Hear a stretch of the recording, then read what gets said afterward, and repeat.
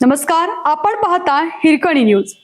Hirkani news प्रत्येक क्षण ताज्या घडामोडी आणि महत्त्वाच्या प्रत्येक बातमीसाठी नेहमी तत्पर. दुचाकी अपघातात शिरडोन येथील तरुणाचा अपघाती मृत्यू.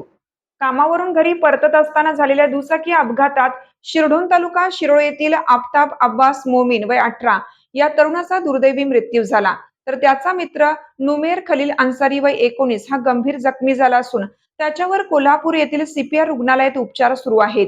ही घटना शनिवारी दुपारी 4च्या सुमारास गडमुडशिंगी तालुका करवीर येथे घडली.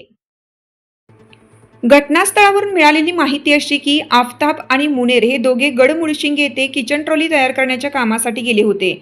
शिरडोन येथील मुश्किले आसान दर्ग्याचा उरूस सुरू असल्याने त्यांनी काम लवकर आटपून गावाकडे प्रस्थान केलं होतं.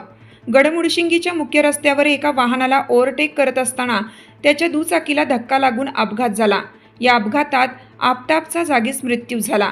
आफताब हा आई वडिलांचा एकुलता एक मुलगा असल्याने गावात हळहळ व्यक्त होत आहे.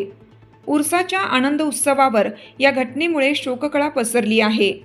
शिरडोन येथील मुश्किले आसान दर्ग्याचा उरूस सध्या सुरू आहे. गत वर्षीही उर्साच्या काळात झालेल्या 4चाकी अपघातात गावातील सलमान सय्यद या तरुणाचा मृत्यू झाला होता. यंदाही उरूस दरम्यान घडलेल्या या दुर्दैवी घटनेमुळे गावावर शोककळा पसरली आहे.